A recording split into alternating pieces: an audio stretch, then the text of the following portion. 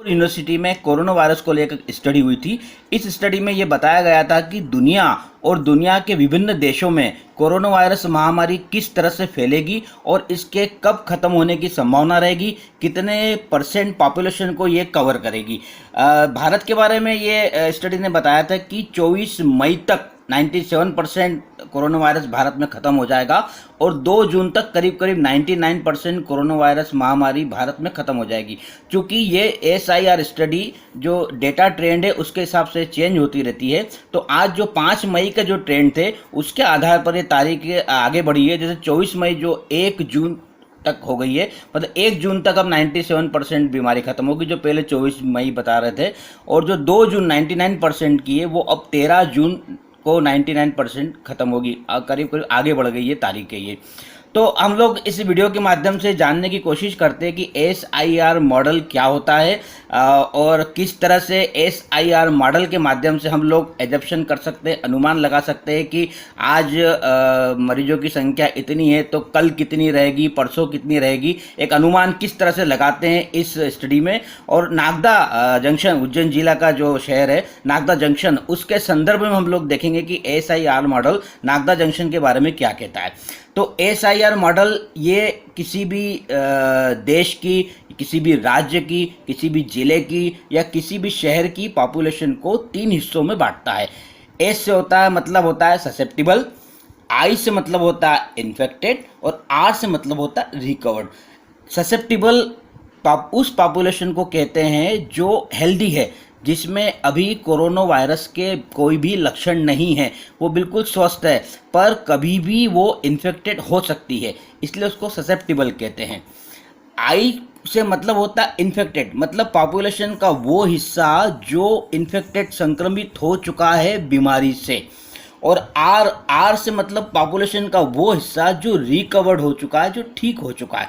इसको ऑनेस्टली इसको रिकवर्ड की जगह रिमूव्ड कहना ज़्यादा उचित रहेगा, क्योंकि रिकवर्ड में हम उन मरीजों को गिनते हैं जो ठीक हो गए हैं और रिमूव्ड में हम उन मरीजों को गिनते तो हैं जो ठीक हो गए, साथ में उन मरीजों को भी गिनते हैं जिनकी मृत्यु हो गई है।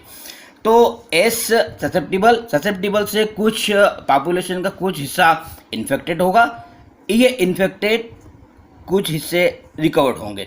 ससेप्टिबल जो हिस्सा इन्फेक्टेड कैसे होगा, जब ये इन्फेक्टेड पॉपुलेशन जो है इस ससेप्टिबल पॉपुलेशन के कांटेक्ट में आएगी या ये एक दूसरे के कांटेक्ट में आएंगे तो ये इन्फेक्टेड होगा। ससेप्टिबल पॉपुलेशन और इन्फेक्टेड पॉपुलेशन और रिकवर्ड पॉपुलेशन, इनके बीच में 2 महत्वपूर्ण कोएफिशिएंट कांस्टेंट आते हैं। ए इसको बोलते हैं हम लोग ट्रांसमिशन रेट मतलब संक्रमण की दर। दूसरा आता है बी को हम बोलते हैं रिकवरी रेट मतलब ठीक होने की दर। तो ए संक्रमित होने की दर, किस दर से ससेप्टिबल पॉपुलेशन संक्रमित हो रही है और इन्फेक्टेड पॉपुलेशन बन रही है।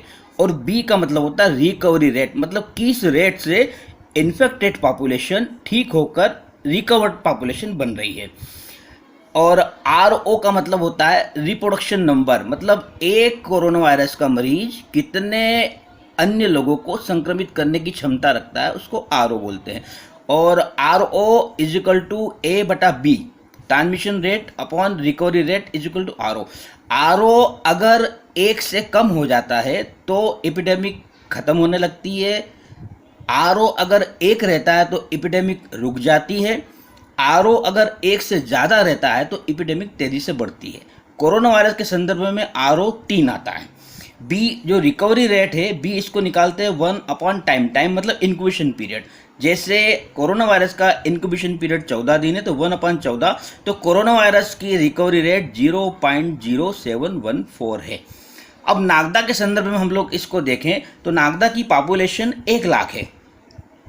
1 लाख में ये जो सिनेरियो है ये है 1 मई का। 1 मई को नागदा में कुल 10 व्यक्ति इन्फेक्टेड, कोरोना वायरस से इन्फेक्टेड हो गए थे, जिसमें से 2 ठीक हो गए थे। तो इन्फेक्टेड वाले पॉपुलेशन ग्रुप में आएगा 8 इन्फेक्टेड थे। रिकवर्ड पॉपुलेशन में आएगा 2 रिकवर्ड थे, 8 और 2 10। और जो 1 लाख की पॉपुलेशन है उसमें से 10 माइनस हो जाएंगे तो ससेप्टिबल 99,990, ये पॉपुलेशन ससेप्टिबल है। ससेप्टिबल पॉपुलेशन मतलब ये पॉपुलेशन बीमार होने के, जिनके संक्रमित होने के चांस है। इनको कौन संक्रमित कर सकता है? इनको ये 8, अगर ये 8 इनसे मिल गए जाके तो इनको संक्रमित करेंगे। ये SIR मॉडल का एक हिस्सा है। अब अगले हिस्से में हम देखेंगे कि अब हम इसमें देखेंगे कि किस तरह से हम लोग एक दिन के बाद में अगले दिन का अनुमान लगा सकते हैं कि कितने मरीज होंगे। जैसा कि 1 मई के हिसाब से अंदाज लगाए तो 1 मई में नागदा में 1 लाख की पॉपुलेशन में कुल 8 लोग इन्फेक्टेड थे, 2 लोग रिकवर्ड थे, 10 लोग, 1 लाख में से 10 गए तो 99,990 ससेप्टिबल थे। ये वो जनसंख्या है जो इन्फेक्टेड होने की संभावना है। इसको जिस फार्मूले से निकालते हैं वो था ASI। ए जैसा मैंने बताया transmission rate, S susceptible number और I इन्फेक्टेड नंबर।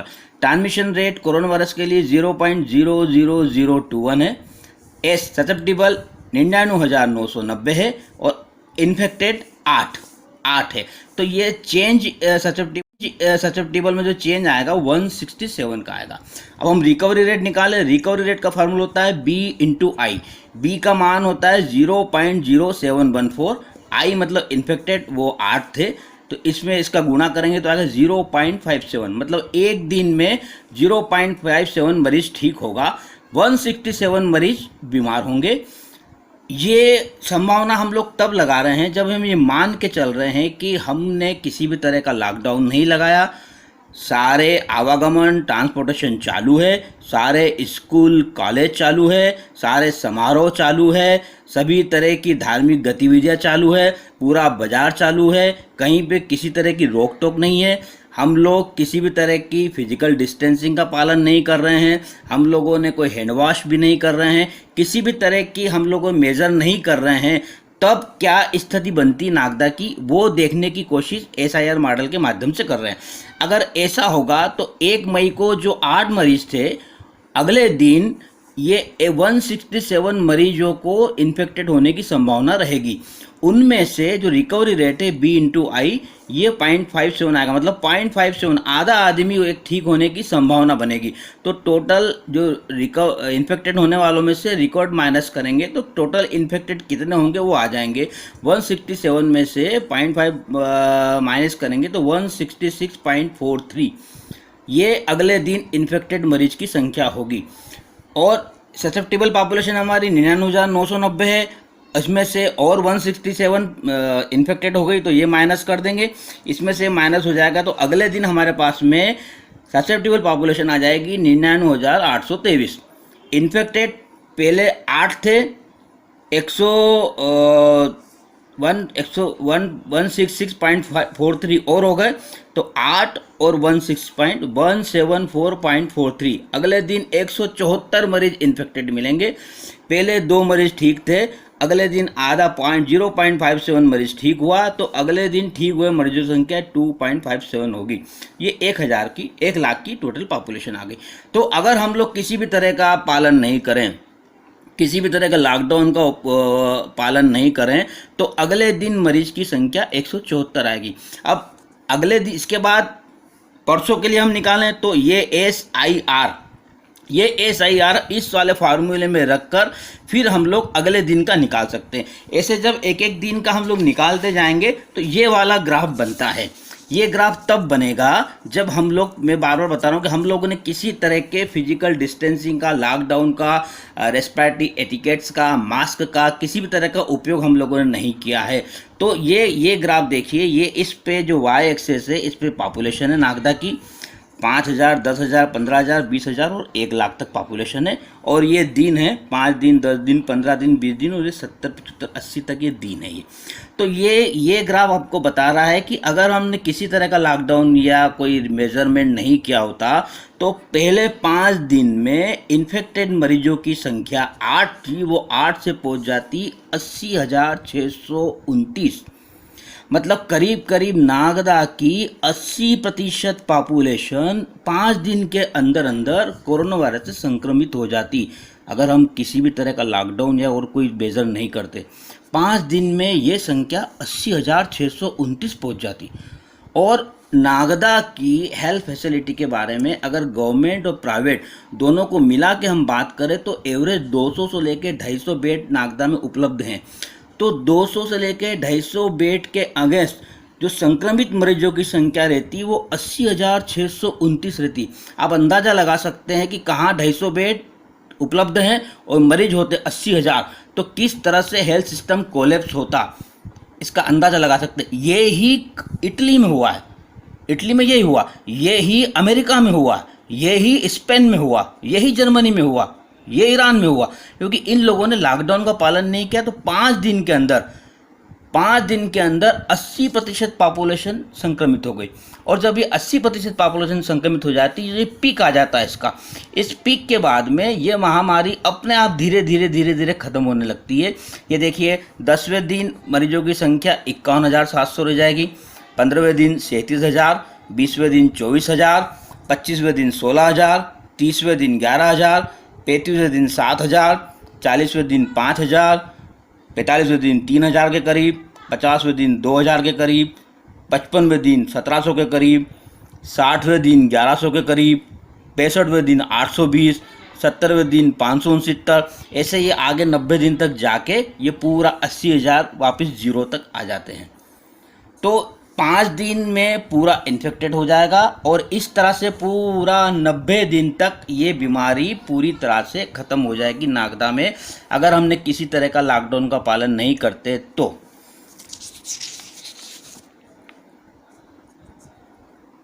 पर चूंकि नागदा में हम लोगों ने लॉकडाउन का पालन किया, हम लोगों ने फिजिकल डिस्टेंस का पालन किया, हम लोगों ने रेस्पिरेटरी एटिकेट्स का पालन किया, हम लोगों ने मास्क का उपयोग किया, इस कारण से ये जो ग्राफ मैंने बताया वो स्थिति यहाँ पर नहीं आई। तो हम लोगों को अगर कोई इस बीमारी को रोकना है तो हमको 3 चीज़ों पे काम करना रहता है। ट्रांसमिशन रेट मैंने बताया, संक्रमित होने की दर, किस रेट से ससेप्टिबल पॉपुलेशन इन्फेक्टेड पॉपुलेशन बन रही है, इस ट्रांसमिशन रेट को हम लोगों को कम करना है। तो कम करने के लिए हम लोग को फिजिकल डिस्टेंसिंग करना है, मतलब एक निश्चित दूरी पे एक दूसरे से दूर रहना है ताकि बीमारी का ट्रांसमिशन नहीं हो पाए, बीमारी फैल नहीं पाए। ट्रांसमिशन रेट कम करेंगे। हैंड वॉश करना है ताकि हाथ के माध्यम से एक मरीज से दूसरे मरीज में, एक मरीज से स्वस्थ आदमी बीमारी नहीं फैल पाए, ट्रांसमिशन रेट कम करेंगे। रेस्पिरेटरी एटिकेट्स, मतलब कभी खांसना है छींकना है तो मुंह पे कपड़ा लगाकर छींकेंगे, इधर उधर किसी चीज़ को हाथ नहीं लगाएंगे, अगर अपने खुद के आँख नाक मुंह को हाथ नहीं लगाएंगे, अगर हाथ लगाने की आवश्यकता पड़ी तो हाथ धोएंगे। ये रेस्पिरेटरी एटिकेट से ये करेंगे तो संक्रमण दर, ट्रांसमिशन रेट कम होगी। हम मास्क का उपयोग करेंगे तो ट्रांसमिशन रेट कम होगी। तो ट्रांसमिशन रेट कम करके हम किस तरह से डिसीज को कंट्रोल करते हैं मैं अगले ग्राफ में आपको बताऊंगा। दूसरा तरीका है कि हम ससेप्टिबल पॉपुलेशन जो है, जो हमारी पॉपुलेशन जो अभी तो हेल्दी है पर इसके संक्रमित होने के चांस बहुत ज़्यादा हैं, तो उसको हम कम कर दें। इसका क्या उपाय है? लॉकडाउन। हम जो हमारी ससेप्टिबल पॉपुलेशन है उसको घर में कैद कर दे, बंद कर दे, उसको इन्फेक्टेड पॉपुलेशन से मिलने नहीं दे, या इन्फेक्टेड पॉपुलेशन को क्वारंटाइन कर दें या आइसोलेशन कर दें। तो लॉकडाउन, क्वारंटाइन और आइसोलेशन, ये 3 तरह की मेथड हम उपयोग करेंगे तो हम एस को हमारे कम करेंगे। दूसरा एस को कम करने का तरीका है वैक्सीन।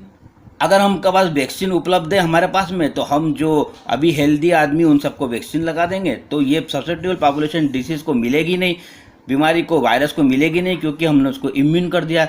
तो चूँकि वैक्सीन अभी हमारे पास है नहीं, तो ये वाला तो अभी काम हो नहीं सकता। अभी हम लॉकडाउन से, क्वारंटाइन से, आइसोलेशन से इस ग्रुप को हम लोग कम कर सकते हैं। तीसरा हम काम कर सकते हैं कि रिकवर रेट, जो ठीक होने की जो दर है उसको हम बढ़ा दें। ठीक होने की दर बढ़ाने के लिए हमको, हमारे पास में उस बीमारी के लिए इलाज होना चाहिए, ट्रीटमेंट होना चाहिए।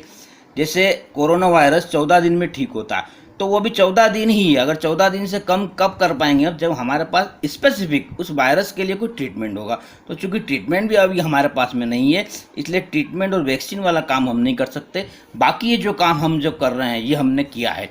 चूंकि हमने ये काम किया है तो अब देखें कि क्या स्थिति बनती है ग्राफ की।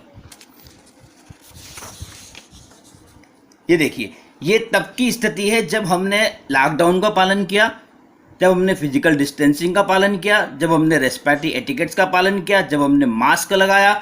तो जब हम ये करते, ये हमारा लाल वाला हमारा वो वाला ग्राफ है जो 80% पॉपुलेशन को 5 दिन में कवर करता है, उसके बाद धीरे धीरे धीरे धीरे 90 दिन के आसपास ख़त्म होता है। तो इस मॉडल के हिसाब से नागदा में कोरोना वायरस के ख़त्म होने की तारीख 30 जुलाई आ रही है। इस मॉडल के हिसाब से अगर हम लोग कोई भी उपाय नहीं करते तो 5 दिन में 80% पॉपुलेशन इन्फेक्टेड हो जाती, हमारा सिस्टम कोलैप्स हो जाता और ये 90 दिन तक ये धीरे धीरे धीरे करके ख़त्म होती और ये 30 जुलाई के आसपास ये बीमारी नागदा से ख़त्म होने की संभावना थी। पर हम लोगों ने लॉकडाउन का पालन किया, दूसरे सारे मेजरमेंट का उपयोग किया, इसलिए हमने इस ग्राफ को फ्लैट कर दिया, इसको हमने नीचे चपटा कर दिया, इसको हमने चपटा करते करते करते लेके ये ऐसा कर दिया, ये ग्राफ हो गया, फ्लैटिंग हो गई, ये ग्राफ की फ्लैटिंग कर दी। तो इसके ग्राफ के फ्लैटिंग करने से मतलब हमने ट्रांसमिशन रेट कम कर दी, हमने रिकवरी रेट बढ़ाने की कोशिश करी, हमने एज ससेप्टिबल को कम करने की कोशिश करी, मतलब लॉकडाउन किया, सारे मेजरमेंट किए। तो ये जो पिक थी, जो पॉपुलेशन 80% कवर कर सकती है, धीरे धीरे कर हम उसको 15 से 20% पे लेके आए, मतलब 15 से 20% पॉपुलेशन के संक्रमित होने की संभावना हो गई है। और जो एकदम से लोड आता हेल्थ सिस्टम पे 80% पॉपुलेशन का, वो अब धीरे धीरे धीरे करके आएगा और हमारी जो क्षमता है उसके साथ में हम इसको कोप अप कर पाएंगे, उसके साथ में हम तालमेल बिठा पाएंगे। और इसके हिसाब से देखें तो हम ये जो ग्राफ जो जा रहा है, इसके हिसाब से हमने जो मेजरमेंट का पालन किया है, नागदा में कोरोना वायरस के ख़त्म होने का एक अनुमानित जो तारीख आ रही वो 10 सितंबर से लेके 1 अक्टूबर के बीच, 10 सितंबर और 1 अक्टूबर। 10 सितंबर को हम मान के चले कि 97% और 1 अक्टूबर को 99% कोरोना वायरस बीमारी होने की संभावना, ख़त्म होने की संभावना है। तो कब? जब हम फिजिकल डिस्टेंसिंग का उपयोग करें, जब हम रेस्पिरेटरी एटिकेट्स का उपयोग करें, जब हम मास्क का उपयोग करें, तो ये वाला ग्राफ इस वाले ग्राफ में बदल जाएगा। ये वाला ग्राफ नहीं आया है, इसके पीछे जो प्रशासन है, एसडीएम साहब की लीडरशिप में प्रशासन ने काम किया, पुलिस में सीएसपी साहब के निर्देशन में पुलिस प्रशासन ने काम किया, स्वास्थ्य विभाग में बीएमओ साहब के निर्देशन में स्वास्थ्य विभाग ने काम किया, महिला बाल विकास ने काम किया, जो हमारी मीडिया है उसने जो काम किया, जो एनजीओ है, जो स्वसहायक समूह है, उन लोगों ने काम किया और जो नागदा की जनता ने जो काम किया, उसी के परिणाम स्वरूप ये स्थिति नहीं बनी है और हम अभी इस ग्राफ के आगे आगे बढ़ रहे हैं और इसी ग्राफ पे आगे बढ़ते रहें। इसलिए मैं आप सबसे निवेदन करूंगा कि भले ही लॉकडाउन खुले और अभी जो मजदूर वर्ग जो इधर उधर ट्रांसपोर्टेशन होगा उसका ध्यान रखें। ये जो अभी शराब की दुकानें खुलने की स्थिति जो देख रहे हैं हम लोग, तो इन सब की स्थिति में हम लोगों को संयम बरतना है। अगर इस ग्राफ पे चलना है हमको तो फिजिकल डिस्टेंसिंग का, रेस्पिरेटरी एटिकेट्स का, मास्क का उपयोग, हैंड वॉश का उपयोग ये आवश्यक रूप से करना है। तो एक अनुमान है कि 10 सितंबर तक नागदा से कोरोना वायरस की बीमारी खत्म होने की संभावना, ये एक अनुमान है। आगे क्या आंकड़ों के ट्रेंड बनते हैं, ये तारीख पीछे या आगे हो सकती है। बहुत बहुत धन्यवाद।